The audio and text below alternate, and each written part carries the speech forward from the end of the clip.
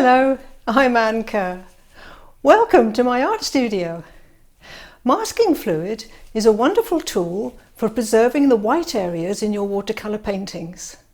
However, it can very easily be overused. So in this video, I'm going to show you how to apply it, and I'll also introduce you to a masking product that you may not have come across before.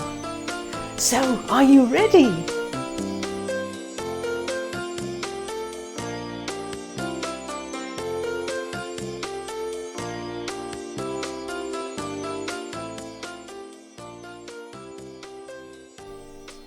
First of all, let's have a look at masking fluid. Now, masking fluid is a rubbery solution. It's made of latex mixed with ammonia, I believe. And there are many different kinds on the market. Now, the one I prefer is drawing gum for two reasons. One, it's cheaper, and also it's coloured, so you can easily spot it on your white paper. As I say, there are many different ones on the market. You just have to experiment with them and choose the one that you prefer best, but I like the drawing gum. Now, you can also get masking fluid in a container like this that has a very sharp little metal point, and you can get very fine lines with this. Now, the problem with this is at the end of the day you've got to clean this out, and you've got to make sure the little wire goes back into the end of the dispenser, and to be perfectly honest, I usually forget.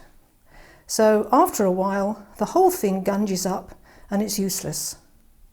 So unless you're very organised and neat and tidy, which I'm not, then I don't actually get on with those very well, but you might love them. It's entirely up to you. Now, when you're using masking fluid, it is very important not to use your good brushes, because you'll ruin them. So keep your old brushes. You can also get special brushes which are made just for using masking fluid. Now, I really can't see a lot of difference between these and just using an old brush that I find is no longer any good for watercolour painting. So, how do you use it? Well, the idea of masking fluid is to protect the white paper so that you can paint over the top of the masking fluid, and then later on, when everything's dry, you take off the masking fluid and you're left with some lovely white paper. So that's what we'll do. Now, it's important not to shake the bottle, because if you do, you get lots of air bubbles, and then when you try and use it, you get air bubbles all over your paper, which is not very helpful. So either take the top off and stir it very gently with the end of a paintbrush would do. Just stir it very gently, or just rock it from side to side, but whatever you do, don't give it a big shake. Now, when you're using masking fluid, the way to protect your brush, whether it's a very old brush or whether it's a special one used for masking fluid, the way to protect your brush is to get some soap. Now, I don't have a bar of soap. I'm going to use washing up liquid. But if you have a bar of soap, you just make your brush wet and roll it on the bar of soap. I'm going to use washing up liquid. So I just put my brush in the washing up liquid, and then I take a tissue and I wipe it off completely. Just washing up liquid, taken off with a kitchen towel, and then it leaves a little coating of soapy solution on the brush, and then you can put that in your masking fluid, and then afterwards you wash the brush off straight away and everything slides off beautifully. Now, I very often put my masking fluid into a little container rather than dipping my brush all the time into the pot.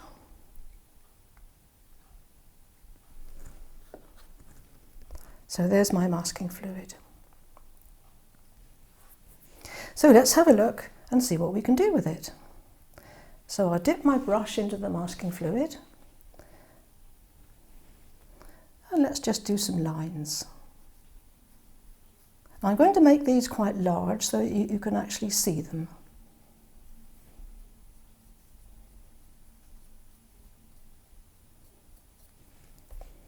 Okay. Now imagine you're painting an animal and you want to put a background. So if this is the edge of the animal, your animal's going to be here. This is the very edge of the animal, and you want to put a background in. Well, if you mask the edge of the animal and then take a cocktail stick and flick out some little bits from the masking fluid onto the area that's going to be the background, then you will get some very, very fine lines, just like little hairs sticking out over the paint of the background.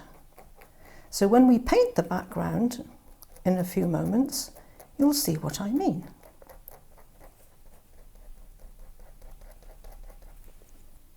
I might make that masking fluid just that little bit thicker there so I can get some more on my cocktail stick to drag out. That's better. So we'll let that dry and then we'll have a look and see what it does. Now if you want to get some very, very fine lines, there's all kinds of instruments that you can use, but the one I like best is what we call a ruling pen. Now I don't know whether you can see that, but a ruling pen has a little knob on the side, excuse me, and you can turn that little knob and it alters the little space between the two blades at the bottom. So you can make very fine lines or you can make quite wide lines. So if I dip that into my masking fluid,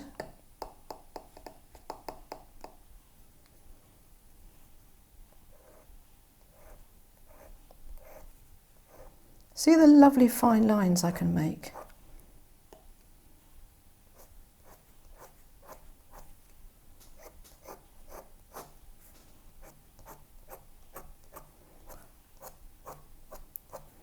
And the lines will be as narrow as you want them to be, depending on the little space that you've made between those two blades. So you turn that and you alter the actual width of the space.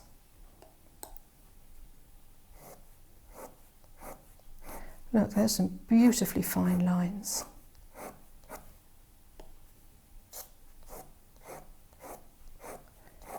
Now, I don't think you'll get lines any finer than that if you used one of those.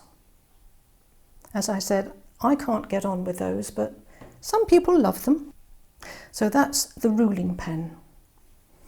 Now, something else you can use, which I find extremely useful, if you're an oil painter, you know those little wedges that you get in the back of a canvas? Well, I find these are wonderful for doing masking fluid. Look.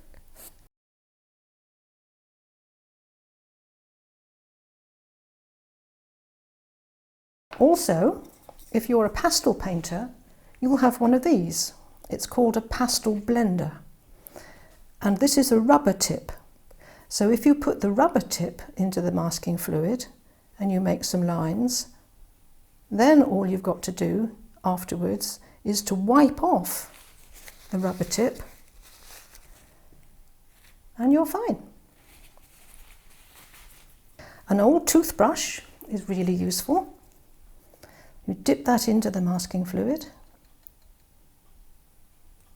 and you can spray.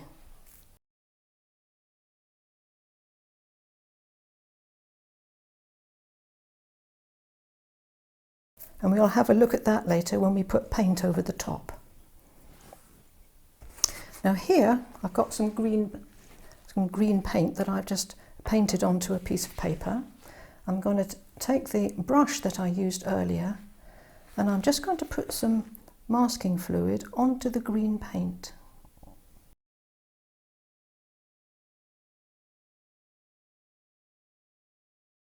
Because not only is it used for preserving white paper, but you can also put it over a colour you've already painted and it will preserve that colour as well. Now when you finish drawing with your masking fluid, it's very important to wipe off as much as you can and then put it straight into some water. Don't leave it because it's much more difficult to get off when it starts to dry. So there we are, absolutely fine. Never throw away old brushes. This is a brush that I had out in the garden shed and a mouse got to it and it chewed it up. I don't know whether you can see the ends of it there, they've all been chewed. But this makes the most wonderful thing for putting on masking fluid. So let's put it in the washing up liquid like we did before. As I say, a bar of soap is probably a little bit easier than that, but I don't have bars of soap. And then dip it into the masking fluid and look at the lovely textures you can get.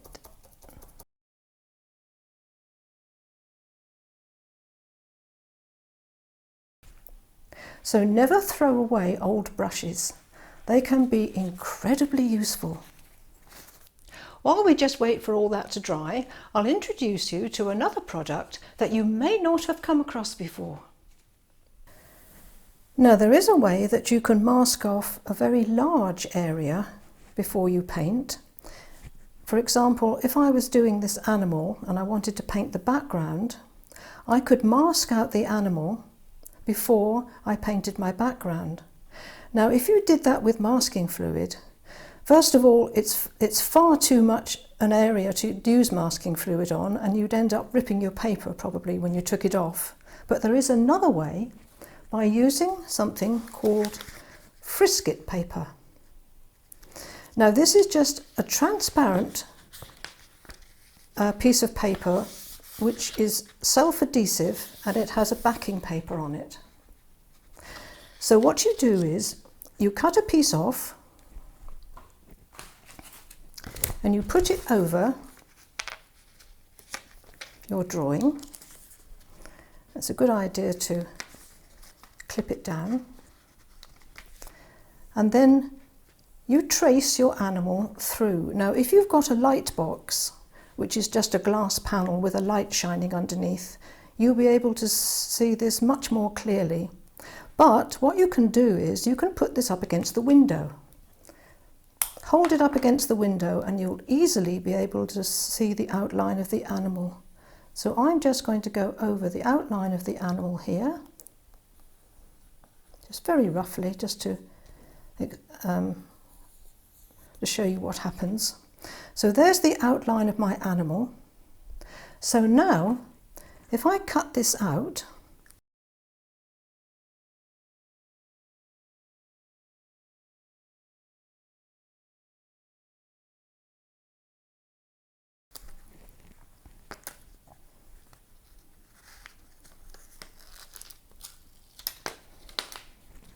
and then you stick your animal onto your paper.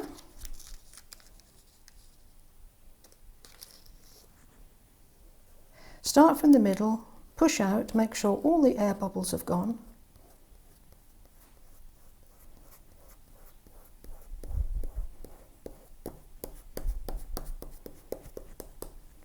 Then I usually take a piece of kitchen paper or a cloth and just really press hard.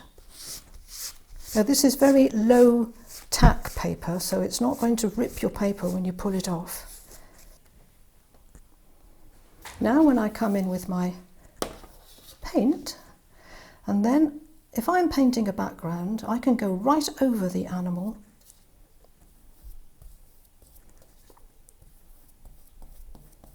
which allows me to be as loose and fluid with the background as I want to be without worrying about painting my animal.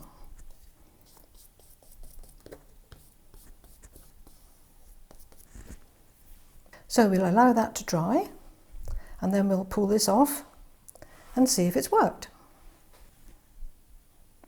Okay, that's more or less dry now. I've just painted that very roughly just to give you an idea. Now let's take hold of the paper, and there we have it. So this is a wonderful way of blocking out a large area rather than using lots and lots of masking fluid. Now this is the Frisket paper that we used, and this has got a plain white backing. Now you can buy this paper that has a grid on the back, a squared up grid that you can use to make scale drawings, or you can grid your picture. Now the only problem with that is, if you draw your picture on the back in the grid, and then you peel off the backing and you turn this paper over to stick it to your watercolour paper, your animal is going to be in reverse. So when you do the drawing on the back of this piece of paper on the grid, you have to draw your animal or your object, whatever you've got, as a mirror image.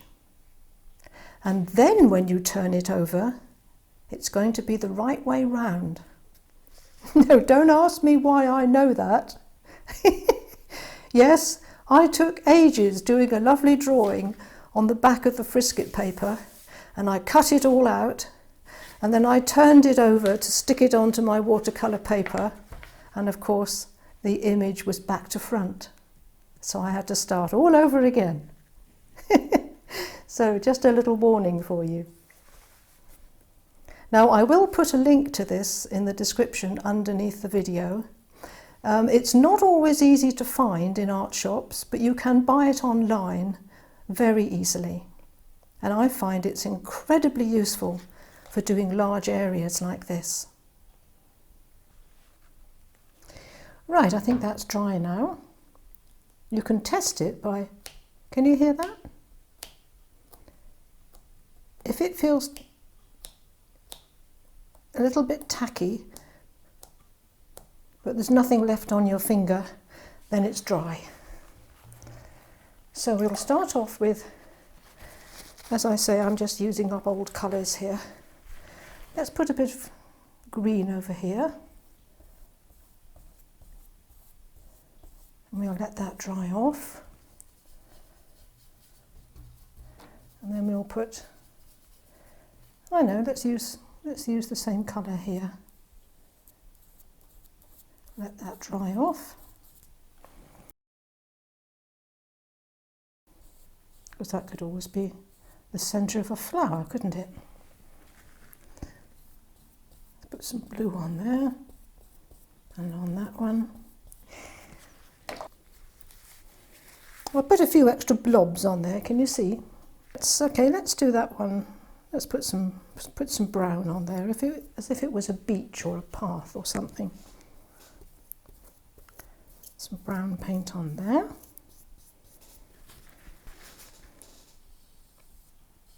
Oh, that's nice, I like that. Put that colour on there. And we'll let those dry off and see what we've got. Now I mustn't forget my little patch of green that I did. So let's have something that's really dark that's going to go around the outside of that. So let's paint over this with a nice dark colour and see what we get.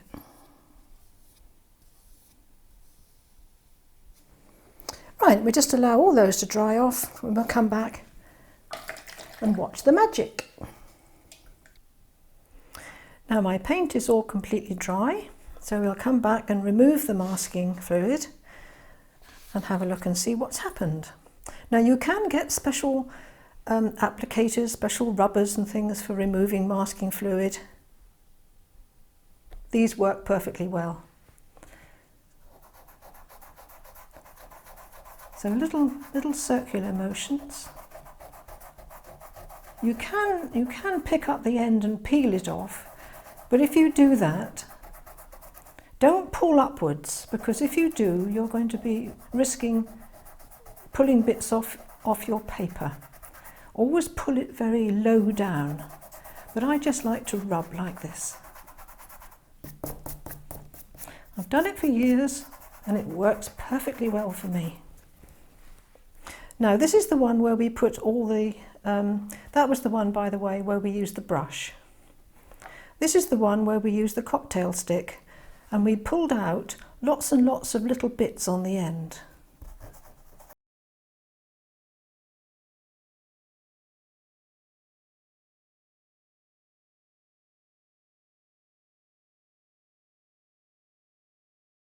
Now, can you see all those little feathery bits? And if this was actually the edge of the animal, with all these little bits coming out into the background, see how fine you can get those little tiny bits, which would be very difficult to actually paint with a brush. So that's worked really well. Let's go ahead and move the rest. This was the one, if you remember, with my mouse brush. The one the mouse had nibbled. This was the ruling pen. This again was the ruling pen. See how that would work beautifully for the middle of a flower. And this one I think we did with this little wooden wedge. That's worked really well too. This one was the blending tool with the rubber tip.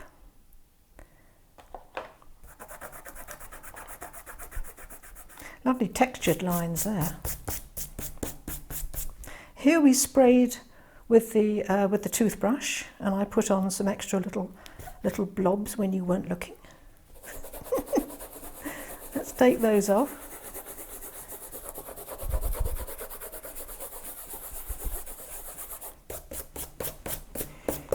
Now see how that would work beautifully for a beach or a path. Now all these lines that we've got here are exposing the white paper underneath.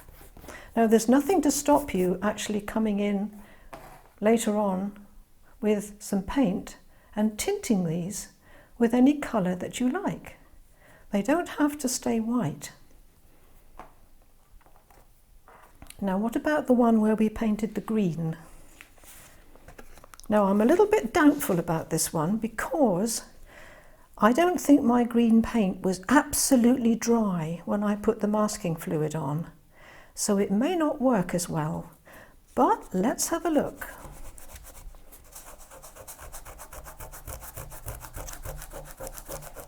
Oh yes, it does. Wow. Oh, it's worked fine.